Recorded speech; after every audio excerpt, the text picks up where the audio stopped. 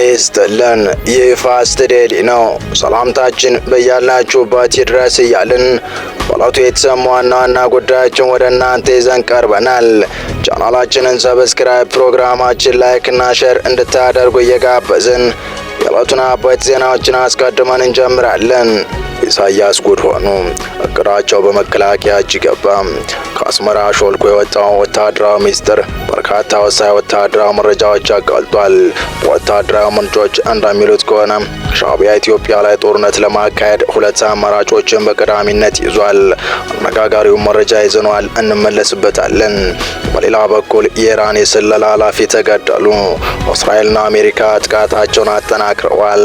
በዛሬው ዕለት የእስራኤል አየር ኃይል ይፋ ባወጣው መረጃ በቴህራን በተወሰደ ድንገት የአየር ጥቃት እንደ ሂዝቦላና ሐማስ ያሉ ድርጅቶች የሚዛውሩት የኢራኑ ከፍተኛ ደህንነት ኃላፊ መገደላቸውን ገልጿል። ወዲህ ደግሞ የአሜሪካ ጦር መርከብ መሃል ቀይ ባህር ላይ በእሳት መያያዙ ተሰምቷል። በድንገት በእሳት የተያዘው የአሜሪካ ጦር መርከብ ከዘመቻ ገለል እንደሚደረግ እየተናገረ ሲሆን ምናልባትም በቅርበት ወደሚገኘው የጅቡቲ የአሜሪካ ጦር ሰፈር ሊመጣ ይችላል እየተባለ ነው። በዝርዝር እንመለከታቸዋለን። እስከ ፍጻሜው አብራችሁን ቆዩ። ከአስመራ ከባድ ወታደራዊ መረጃ ሾልኮ ወጥቷል። ወታደራዊ መረጃው ኢሳያስ ከኢትዮጵያ ጋር ወደ ጦርነት ቢገቡ ሊከተሉት ስላሰቡ የጦርነት ስልት በዝርዝር እየቀረበበት ነው። አንደኛው ውጊያ ስልት ሻዕቢያ በአሁኑ ሰዓት እየተተገበረው መሆኑ የታወቀ ሲሆን፣ ሁለተኛው የውጊያ ስልት ግን ለመሞከር እንደማይደፍር ሚስጥራዊ ሰነድ ያጋልጣል። የኤርትራ ጀኔራል ከፕሬዝዳንት ኢሳያስ አፈወርቂ ጋር በሰፊው መክረው የደረሱበት ድምዳሜ እንደሆነ ሾልኮ የወጣው መረጃ ወታደራዊ መረጃ አረጋግጧል። የኤርትራ ወታደራዊ ግለሰቦችና ዲፕሎማቶችን ጠቅሶ የተሰራጨው ዘገባ እንደጠቆመው የኤርትራ መንግስት በኢትዮጵያ ላይ ሁለት የጦር ስልት ማንደፉንና አንደኛ የጦር ስልት በአሁኑ ወቅት ጭምር ተግባር እየተደረገ መሆኑን አንስቷል። ይህ ተግባራዊ የሆነ ያለው የጦር ስልት ኢሳያስ ከዚህ ቀደም በተለያዩ ግንባሮች ውጤታማ የሆኑበት እንደሆነም ተነግሯል። በመከላከያ ደህንነት እጅ መግባቱ የተነገረው አፈትላኪ መረጃው እንዳመለከተው ከሆነ ኤርትራ ከኢትዮጵያ ላይ ወደ ጦርነት ለመግባት ዝግጅቷን ጨርሳለች። በዚህም ሁለት አይነት የጦር ስልት እንደምትከተል ከአስመራ ያወጣው ሰነድ ይፋ አድርጓል። አንደኛ የጦር ስልት የፊት ለፊት ውጊያ ሲሆን፣ ሁለተኛው ደግሞ ፕሬዝዳንት ኢሳያስ የተካኑበት የውክልና ውጊያ ማድረግ ነው። ሁለተኛውን የውጊያ ስልት ተግባራዊ ሆኗል። በዚህም ኤርትራ ባለፉት ወራት ለጎንደርና ለጎጃም ፋኖች ያደረጓቸው ወታደራዊ ድጋፎችን ጠቅሷል። ክላሽና ኦፕሬሽን ስንቅና ትጥቅ ወደ አማራ ክልል እያሻገረ ያለው ሻዕቢያ ጦርነቱ ወደ ራሱ እንዳይመጣ አማራ ክልል የእልቂት ሜዳ ማድረግ መርጧል። ታጣቂዎቹ ለዚህ ኢሳያስ ፕሮጀክት የተመቹ ሆነዋል። ዲፕሎማቶችና ወታደራዊ መኮንኖች ዋቢ ያደረገው ዘገባው እንደሚያመለክተው ከሆነ ከወራቶች በፊት ኤርትራ በጎጃምና ጎንደር ለሚንቀሳቀሱ የፋኖ አደረጃጀቶች ወታደራዊ ድጋፍ ማድረጉን አስታውቋል። ከዚህም በተጨማሪ የእስክንድር ነጋና የዘመነ ካሴ አደረጃጀቶች በአንድ ሆነው እንዲዋሃዱ ጥረት ማድረጉን የገለጸ ሲሆን፣ የእስክንድር ነጋ ቡድን ተወካይ በቅርቡ ኤርትራ ተገኝቶ ከኢሳያስ መንግስት ተወካዮች ጋር መገናኘቱም ተመልክቷል። ከኤርትራ አመራሮች ጋር የተገናኘ የፋኖ ተወካይ የኤርትራ መንግስት ወታደራዊና ዲፕሎማሲያዊ ድጋፎች እንደጠየቀም ዘገባው አስታውቋል። ከዚህም ቀደም እንደ ኦነግና ግንቦት ሰባት ያሉ አማጺ ኃይሎችን በመደገፍና ከለላ በመስጠት ከኢትዮጵያ መንግስት ጋር የውክልና ውጊያ ማድረጋቸው ይታወቃል። አሁን ታዲያ ፕሬዝዳንት ኢሳያስ እንደ ፋኖና ኦሮሞ ነጻነት ሰራዊት ያሉ ታጣቂ ቡድኖች መደገፍ መጀመራቸው በእርግጥም ኢሳያስ ወደ ውክልና ጦርነት ስልት መመለሳቸው ያረጋገጠና የኢትዮጵያ መንግስት ክስም ተጨባጭ መሆኑን ይፋ ያደረገ ነው። ዘገባው የጠቀሰው ሌላ የውጊያ ስልት የፊት ለፊት ውጊያ ማድረግ ነው። የሚሆነው ግን የኢትዮጵያ መንግስት ገፍቶ ነገሮች ከቁጥጥር የሚወጡ ከሆነ እንደሆነ አንስቷል። የኢትዮጵያና የኤርትራ ተቀርኖ ከጀመረበትና የአማራ ክልል ወታደራዊ ግጭት ከተባባሰ ወዲህ የፋኖና የኤርትራ ስም በተደጋጋሚ አብሮ ይነሳል።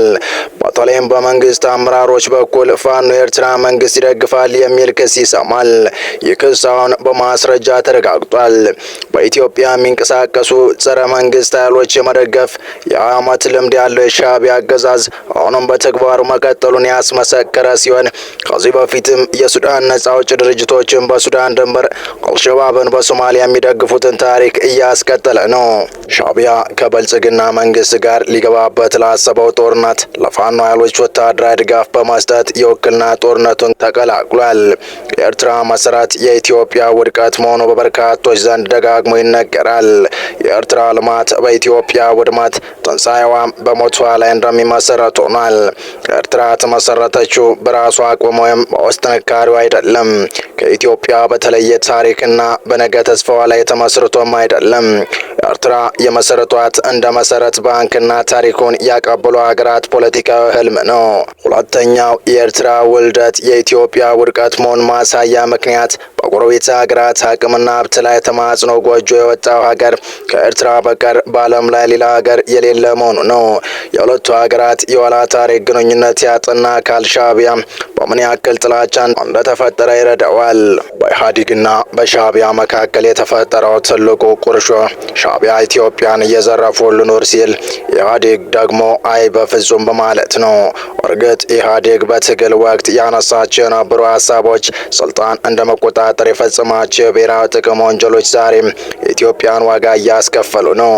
ከእነዚህ የማያፋቁ ስህተቶች አንዱ የሻዕቢያ ኢትዮጵያ ቀኝ ገዥ ናት የሚል ትርክትና የሻዕቢያን የሀገርነት ጥያቄ ተቀብሎ ኢትዮጵያን የባህር በር አልባ የሚያደርገውን ውሳኔ ማሳለፉ ነው። የዚህ አደገኛ ውሳኔ መወሰን በኢትዮጵያ ብሔራዊ ጥቅም ላይ በታሪክ ውስጥ የተፈጸመ ትልቅ ወንጀል ነው። ለ1990ው የሁለቱ ሀገራት ግጭት መንስኤም ሻዕቢያ ነጻ ሀገርን ከመሰረተም በኋላ ቢሆን በኢትዮጵያ ኢኮኖሚያዊ ላይ እንዳሻኝ ልወስን የማለቱ ጉዳይ በመሆኑ በበርካታ የታሪክ ሰነዶች የተከበበ ሀቅ ነው። ኤርትራ የግላችን፣ ኢትዮጵያ ግን የጋራችን የሚል ነባራዊ እውነት ውሎ አድሮ መቃረንን ፈጥሯል። እናም ድንገት የሀገሪቱ መሪ ፖለቲካ መቃቃር በወቅቱ ግራ የሚጋባ እውነት ሆኖ ነበር። ከዚያ አስቀድሞ ሁለቱ ሀገራት ግጭትን ለማስወገድ በጋራ ሲሰሩ ነበር። በአፍሪካ አንድነት ድርጅት ውስጥ የጋራ አቋም እያራመዱና በአንድ የገንዘብ ኖት ነበር የሚጠቀሙት። በዚህ ሁኔታ ውስጥ የነበሩት ሀገራት በድንገት ሀገራት ወደ ክርክርና ጸብ መግባታቸው ዓለም አቀፍ ማህበረሰብ አስደንግጧል። ህዝቡም ቢሆን የመንግስቱ ሽርክና ተበጥሶ ክርክርና ጠብ ነክሶ ጥይት ለመቀራቀር መድረሳቸው ግር ብሎት ነበር። የህዝቡም ሆነ የዓለም አቀፍ ማህበረሰብ ግርታ በእርግጥም መነሻ ነበረው። በወቅቱ ኢትዮጵያ አዲስ ጎጆ ለወጣችው ኤርትራ ኢኮኖሚ ማንቀሳቀሻ የሚሆን ከ500 ሚሊዮን ብር በላይ የሚሆን ገንዘብ በስጦታ እስከ መስጠት የደረሰ ውሳኔ ከመስጠት ተሻግራ አገራቱ ብርን የጋራ መገበያ እስከ ማድረግ ደርሰው ነበር። በአሰብ የሚገኘውን የነዳጅ ማጣሪያ ኢትዮጵያ በዓመት 21 ሚሊዮን ብር እየከፈለች ትጠቀም ነበር። ኢትዮጵያ ድፍድፍ ነዳጅ በዶላር አስገብታ ካጣራች በኋላ ኤርትራ በብር ትገዛለች። አሰራሩ ኢትዮጵያን የሚጎዳ ኤርትራን የሚያፋፋ ሆነ።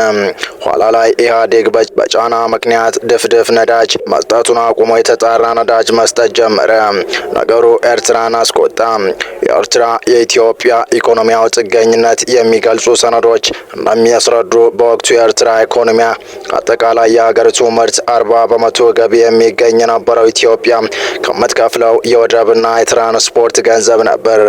ኢትዮጵያ የአሰብና ምጽዋ ወደቦችን በመጠቀም ማቆሟን ተከትሎ ማሽቆልቆል የጀመረው የኤርትራ ኢኮኖሚያዊ እድገት ከድንበር ግጭት በኋላ ፍጥነቱን በመጨመር ኤርትራ በአህጉሩ ኢኮኖሚያዊ ልማት ዝርዝር ውስጥ ከመጨረሻ ስፍራ እንድትገኝ አድርጓል። አንድ አማዥጋር በኢትዮጵያ ገላ ላይ ተለጥፋ ኢትዮጵያን ያኮሰሰች እሷ ለመፋፋት ያሰበችው በአጭሩ የተቀጨባት ኤርትራ ከጦርነቱ በኋላ ባልበላም ጭሬ ልድፋ ወደሚል ስልት ተሻግራ ኢትዮጵያን ማዳከም ዋነኛ ኢላማዋ አድርጋ ይዘዋለች። ለዚህም ዋነኛ አማራጭና ቀላል መንገድ የሆነላት የኢትዮጵያን ተቃዋሚዎች ማስታጠቅና የሀገር ውስጥ አማጺዎች ብቻ ሳይሆኑም እንደ አልሸባብ ያሉ ዓለም አቀፍ የሽብር ቡድኖችን ጭምር በመደገፍ ኢትዮጵያ ማተራመስ እንደሆነ ይታወቃል። በቀጣይ መረጃ እስራኤልና አሜሪካ በኢራን ላይ የሚወስዱት እርምጃ አጠናክረው የቀጠሉ ሲሆን የደህንነት ኃላፊው ተገድለዋል። ይሁን እንጂ በእስራኤል የተገደሉት ላርጃኒ ወዲያውኑ ተተክተዋል። የውጭ ጉዳይ ሚኒስትሩ አባስ አርገች ለመገናኛ ብዙሃን በሰጡት መግለጫ ሌላ ሰው ቢገደልም ተመሳሳይ ነገር ይከሰታል ብለዋል። የውጭ ጉዳይ ሚኒስትሩ ቢገደል እንኳ ውሎ አድሮ ሌላ ሰው ቦታውን ይረከባል ብለዋል። አርገች አሜሪካና እስራኤል የኢራን የፖለቲካ ስርዓት ስርዓት በጠንካራ መሰረት ላይ በታነጹ ተቋማት ላይ የተገነባ መሆኑን ለምን እንዳልተረዱ እንደማይገባቸው ገልጸዋል። ከሁሉ በላይ አስፈላጊው አጠቃላይ መዋቅር መሆኑን አጽንኦት በመስጠት የስርዓቱ ጥንካሬ በማንኛውም ግለሰብ ላይ የተመሰረተ አለመሆኑን ተናግረዋል። ቴህራን ኢራን ላይ ለደረሱ ጉዳቶች ካሳን የሚያካቱ እስከሆኑ ድረስ ጦርነቱ ለማቆም ከአሸማጋይ ሀገራት የሚቀርቡ ሀሳቦችን ለመስማት ዝግጁ መሆኗም የውጭ ጉዳይ ሚኒስትሩ ተናግረዋል። ቀደም ብሎ ኢራን በእስራኤል ለተፈጸመው የላርጃኒ ግድያ አጸፋ ለመመለስ በእስራኤል ላይ 61ኛውን የጥቃት ዙር ማካሄዷን አስታውቃለች። የእስላማዊ አብዮታዊ ዘብ በበኩሉ የሚሳኤል ጥቃቱን የሚያሳይ ቪዲዮ ይፋ አድርጓል። ይህ በእንዲህ እንዳለ በኢራን ጦርነት ላይ የተሰማራው የአሜሪካ አውሮፕላን ተሸካሚ መርከብ ሆርዴሳት አደጋ አጋጥሞታል። ከኢራን ጋር በሚደረገው ዘመቻ ላይ የተሰማራው የአሜሪካ የአውሮፕላን ተሸካሚ መርከብ ጄራልድ አር ፎርድ በመርከቡ ላይ በደረሰው የእሳት አደጋ ምክንያት ለጊዜው ወደ ወደብ ይገባል ተብሎ እንደሚጠበቅ የአሜሪካ ባለስልጣናት አስታወቁ። የሆነው ከቴህራን ጋር ጦርነት ከተጀመረ በ18ኛው ቀን በዕለተ ማክሰኞ ነው። የአሜሪካው አዲሱና የዓለም ትልቁ የሆነው ይህ የአውሮፕላን ተሸካሚ መርከብ በአሁኑ ወቅት በቀይ ባህር ይገኛል። መርከቡ በግሪክ ደሴት ክሬት በሚገኘው ሱዳቤይ ለጊዜው ያርፋል ተብሎ እንደሚጠበቅ ሁለቱ ባለስልጣናት ገልጸዋል። የጦር መርከቡ ወደ መካከለኛው ምስራቅ ከመምጣቱ በፊት በካሪቢያን ባህር ውስጥ በቬንዙዌላ ላይ በሚደረጉ ዘመቻዎች ላይ መሳተፉን ጨምሮ ለ9 ወራት በስምሪት ላይ ቆይቷል። ሮይተርስ ስማቸው እንዳይጠቀስ የፈለጉ ሲል ማንነታቸውን ያልገለጻቸው ባለስልጣናቱ መርከቡ በደሴቱ ለምን ያህል ጊዜ እንደሚቆይ አልገለጹም። ባለስልጣናቱ አንዱ እንደተናገሩት በመርከቡ ዋና የልብስ ማጠቢያ ክፍል ውስጥ እሳቱ ሲነሳ ወደ 200 የሚጠጉ መርከበኞች ከጭስ ጋር በተያያዘ ጉዳትና ሕክምና ተደርጎላቸዋል። በተያዙ ጉዳቶች ሕክምና ተደርጎላቸዋል። እሳቱን በቁጥጥር ስር ለማዋል ረጅም ሰዓታት የወሰደ ሲሆን ወደ 100 የሚጠጉ መርከበኞች የመኝታ ክፍሎቻቸው ላይም ጉዳት አድርሷል። አንድ ወታደር በደረሰበት ጉዳት ምክንያት ለሕክምና ከመርከቧ በአውሮፕላን ተወስዷል ሲሉ ባለስልጣናቱ ገልጸዋል። በጦር መርከቧ ላይ ያደረሰውን የጉዳት መጠን መጀመሪያ ያዘገበው ኒውዮርክ ታይምስ ሲሆን ፔንታጎን ግን ለቀረበለት ጥያቄ ምላሽ አልሰጠም። እሳቱ መጀመሪያ በተነሳበት ወቅት የአሜሪካ ጦር በመርከቧ የሞተር ኃይል ማመንጫ ላይ ምንም አይነት ጉዳት እንዳልደረሰና የአውሮፕላን ተሸካሚ መርከቡ ሙሉ በሙሉ በስራ ላይ እንደምትገኝ ገልጾ ነበር። ከ5000 በላይ መርከበኞችን አሳፍሮ የሚገኘው ፎርድ እንደ ኤፍ-18 ሱፐር ሆርኔትስ ያሉት ተዋጊ ጀቶች ጨምሮ ከ75 በላይ ወታደራዊ አውሮፕላኖችን ይዟል። በተጨማሪም መርከቡ የአየር ትራፊክ ለመቆጣጠርና ለመርከብ ጉዞ የሚረዱ ዘመናዊ ራዳሮች አሉት።